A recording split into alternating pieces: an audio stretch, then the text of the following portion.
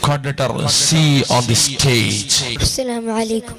Bismillah walhamdulillah wassalatu wassalamu ala ashrafil mursalin wa ala alihi wa sahbihi ajma'in amma ba'd. പ്രിയമുള്ളവരെ, നാം ഇന്ന് 21-ാം നൂറ്റാണ്ടിലെ ഇവർ സാങ്കേതിക യുഗത്തിലാണ് ജീവിക്കുന്നത്.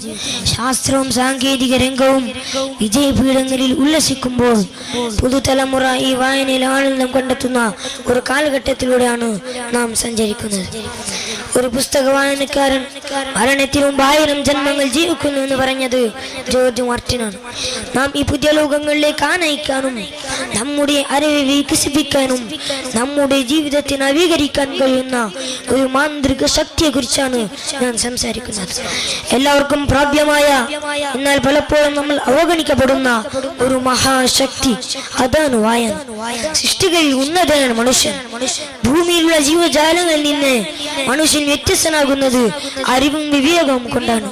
തന്റെ ജീവിതവഴികൾ ചിട്ടപ്പെടുത്താനും ജീവിത ലക്ഷ്യങ്ങൾ നേടിയെടുക്കാനും പുസ്തകങ്ങൾ സഹായിക്കുന്നുണ്ടെന്ന കാര്യം തർക്കമില്ലാത്തതാണ്. അറിവിന്റെയും വിദ്യയുടെയും മഹത്വമേറെ ഉദ്ഘോഷിച്ച മതമാണ് ഇസ്ലാം. ഖുർആനിൽ ഏറ്റവും മൗലികവും പ്രഥമമായ ഒരു വാക്യമാണ് നിന്നെ സൃഷ്ടിച്ച രക്ഷിതാവിന്റെ നാമത്തിൽ വായിക്കുക എന്നത്. കേവലാർത്ഥത്തിൽ ഒരു വേദഗ്രന്ഥം വായിച്ചു തുടങ്ങുമ്പോൾ പുലർത്തേണ്ട അടിസ്ഥാന ദൈവബോധത്തെ മാത്രമല്ല ദൈവനാമത്തിലെ ആരംഭം കൊണ്ട് ഉദ്ദേശിക്കുന്നത്, മറിച്ച് വായനകളും വിശാലമായ വലിയൊരു സാധ്യതകളിലേക്കാണ് വായന നമ്മുടെ ബാധ്യത എന്ന ബോധ്യം പകർന്നു തരികയാണ് വിശുദ്ധ ഖുർആൻ. പ്രശസ്ത ബ്രിട്ടീഷ് തത്വചിന്തകൻ ഫ്രാൻസിസ് ബേക്കന്റെ വാക്കുകൾ പ്രസക്തമാണ്. ചില പുസ്തകങ്ങൾ രുചിച്ചു നോക്കിയവയാണ്, ചിലത് വിഴുങ്ങേണ്ടവയാണ്, അപൂർവം ചിലത് ചവച്ചരച്ച് ദഹിപ്പിക്കേണ്ടവയാണ്.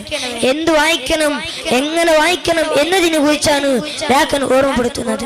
നന്മയുടെയും നീതിയുടെയും ധാർമ്മിക മൂല്യങ്ങളെ ഉയർത്തിപ്പിടിക്കാൻ പുസ്തകങ്ങൾ ബാല്യ വെളിച്ചങ്ങളാണ്. ബ്രഹ്മത്തിന്റെ പ്രസിദ്ധമായ ഒരു വാക്യമുണ്ട്, വിശക്കുന്ന മനുഷ്യ ഈ പുസ്തകം കയ്യിലെടുക്കൂ, അതും ഒരു ആയുധമാണ്. വായന ഒരു രാഷ്ട്രീയമാണ് ബ്രഹ്മത്തെ ഓർമ്മപ്പെടുത്തുന്നത്. നമുക്ക് ചുറ്റുമുള്ള എല്ലാ നീതികളും സ്മരണമാക്കാൻ നിങ്ങൾ കയ്യിലെടുക്കുന്ന പുസ്തകത്തിന് ശേഷിയുണ്ടെന്ന്, അത് നിങ്ങളെ മറ്റൊരു മനുഷ്യനാക്കുമെന്ന്, നിങ്ങളുടെ ചുറ്റുമാറ്റങ്ങളോട് കൊടുങ്കാറ്റ് വിധിക്കുമെന്ന് ലിബിയ സ്വാതന്ത്ര്യത്തിന് വേണ്ടി ധീരമായി ശബ്ദിച്ച ഉമർ മുഖ്താർ തൂക്കിലേറ്റപ്പെടും മുമ്പ് കയ്യിൽ കരുതിയ ഖുർആൻ എടുത്ത് പാരായണം ചെയ്യുന്നുണ്ട്. ഉത്തമ ഗ്രന്ഥത്തിൽ മരണം മുഖാമുഖം കാണുമ്പോഴും ചെയ്യൊട്ടിപ്പിടിച്ച ചരിത്രം നമ്മെ ത്രസിപ്പിക്കുന്നില്ലേ? ആധുനിക കാലത്ത് വായനാകരീന കുറഞ്ഞുകൊണ്ടിരിക്കുകയാണ്. പ്രത്യേകമായും ഡിജിറ്റൽ ലോകത്തേക്ക് മാറിയതാണ് അതിന്റെ കാരണം. ഡിജിറ്റൽ ലോകം തുറന്ന സാധ്യതകളെ വിസ്മരിക്കണമെന്നല്ല, പക്ഷേ വിദ്യാർത്ഥികളെ വിനോദ പ്രധാനമായ ലോകത്തേക്ക് ആനയിക്കാനുള്ള രസതന്ത്രമാണ് ഡിജിറ്റൽ ലോകത്തിന്റെ പ്രത്യേകത എന്നുള്ളത് നമുക്കറിയാം. നമ്മുടെ സൗഹൃദത്തിലേക്ക് നല്ല പുസ്തകങ്ങൾ കടന്നു വരട്ടെ, അങ്ങനെ വായയുടെ വസന്തം തിരിച്ചെല്ലട്ടെ, അപ്പോൾ ജീവിതം തൂമനം പരത്തും. നാളുകളിൽ നമുക്ക് കീഴ്പ്പെടുത്താനാകും. Today's leader is tomorrow's leader. ഇന്നത്തെ വായനക്കാരൻ നാളത്തെ നേതാവാണ്. മാർഗരറ്റ് ഫുള്ളറിന്റെ വാക്കുകൾ നമുക്ക് പ്രചോദനമാകുന്നു. ഇത്തരുണത്തിൽ പ്രശസ്ത അക്കാദമിയുടെ വാക്കുകൾ എന്റെ കാതിന് വന്നിരിക്കുന്നു. കണ്ണ് വീണം ഇരുപുറം എപ്പോഴും, കണ്ണ് വീണം മുകളിലും താഴെയും, കണ്ണിലെപ്പോഴും കത്തിച്ചൊലിക്കും ഉൾക്കണ്ണ് വീണം അണയാത്ത കണ്ണ്.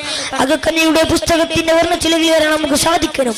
വായന എന്നത് വെറും ആഡംബരമല്ലെന്നും അത്യാവശ്യമെന്നുമാണ് ഞാൻ നിങ്ങളെ ഓർമ്മപ്പെടുത്താൻ ശ്രമിച്ചത്. അതിനാൽ ഒരു നല്ല പുസ്തകത്തിന് ഓരോ താളുകളും നഷ്ടപ്പെടാതിരിക്കാൻ നമുക്ക് ജാഗ്രതപ്പെടാം. നമ്മുടെ മുമ്പുള്ള മാന്ത്രിക ശക്തിയെ നമുക്ക് സ്വായത്തമാക്കാം. അൽഹംദുലില്ലാഹി റബ്ബിൽ ആലമീൻ. അസ്സലാമു അലൈക്കും.